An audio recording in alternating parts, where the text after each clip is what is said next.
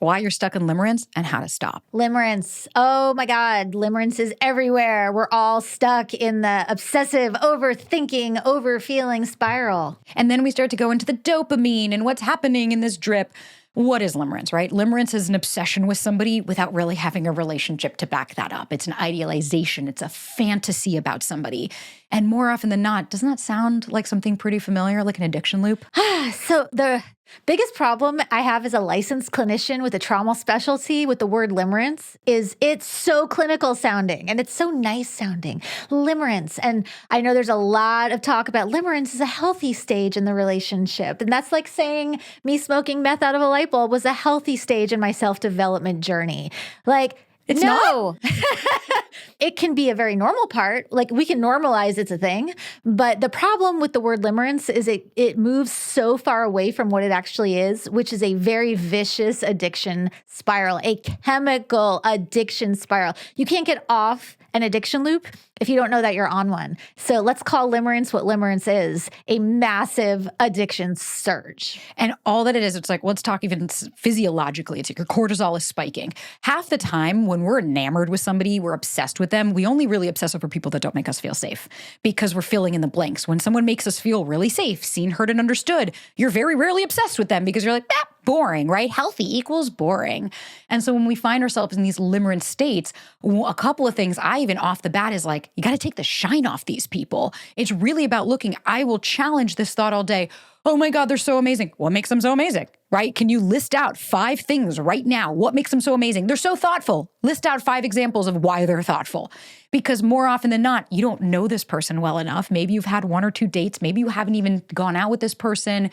Again, typically limerence comes when we're not feeling safe with a person. So there's a hot and cold and inconsistency, or maybe you don't even know this person that well. Whatever the case might be, you're not broken. There's nothing wrong with you. But Britt, take it away. How can we actually start to move through limerence from a clinical perspective besides just take the shine off them? Which is definitely a thing. Like for sure, we want to contaminate the fantasy, like essentially lift your leg up and pee on the fantasy. Like we need to make it so not appealing. But if you're an athlete or anyone who's ever had a physical injury knows about reference pain. It's like, oh, I go in because my shoulder hurts. Well, the injury is my back, but it's my shoulder that's hurting. Really thinking of limerence as referral pain. This is not your problem. If this is a thing, if this is the obsession and this is the fantasy and this is causing you so much, I can't sleep, I can't eat, I can't do anything but think about them, this is actually not your problem. The problem is somewhere else. And so a better question to ask than why can't I get unstuck from this person is where are you actually hurting? Because the thing you think is the thing is not the thing. And something that you always say really beautifully is like when we have these thoughts, right? Of like, I'm not good enough. They're better than me. I'm not worthy. No one's ever going to love me. Who has the mic? Who has the mic? Who has the mic? Because more often than not, these obsessions with people when we're in a truly limerent state, it's just reaffirming core beliefs. But what happens when you put someone on a pedestal? They are above you. When they are above you, you are below. You are less than. I have to earn myself. I have to get them. I have to chase.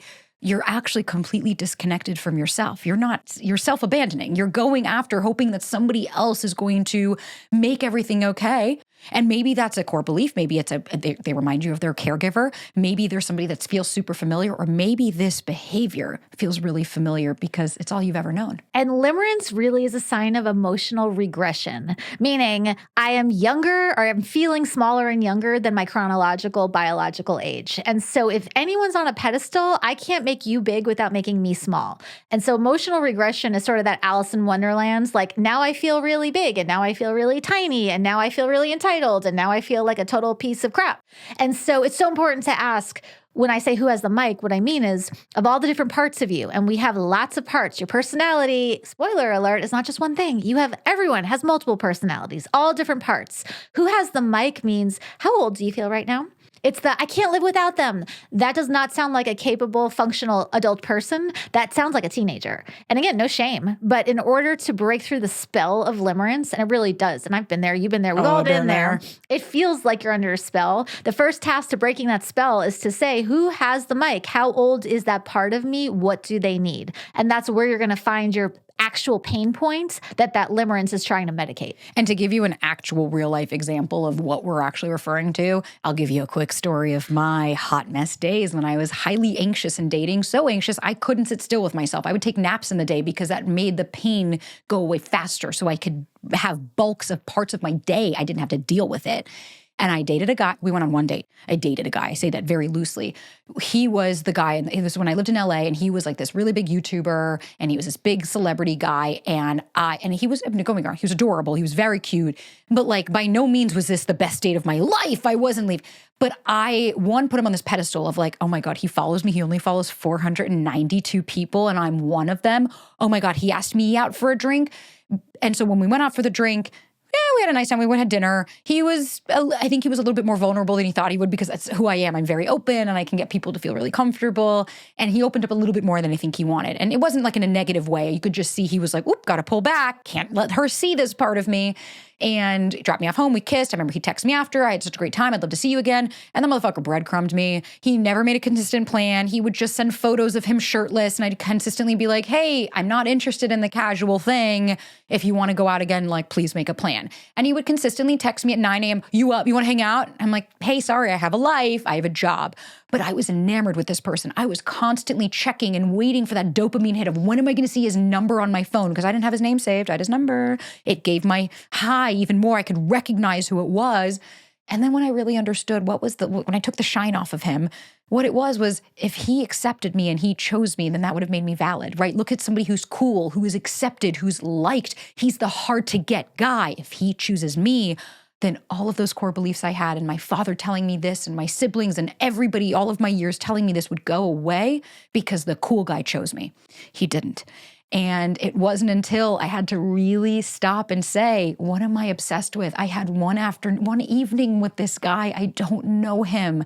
And I didn't shame and blame myself. I just allowed myself to make him a real person. I didn't need to villainize him, but I could also stop filling in the gaps with potential and start to understand what part of me wanted him to choose me. And then I could be there for that person and say, you don't need to have them choose you because I do. And that's really the dilemma of limerence is I'm idealizing a potential, a fantasy. And you can't date potential. You can only date people. And again, with limerence, we try to make our potential partner a parent.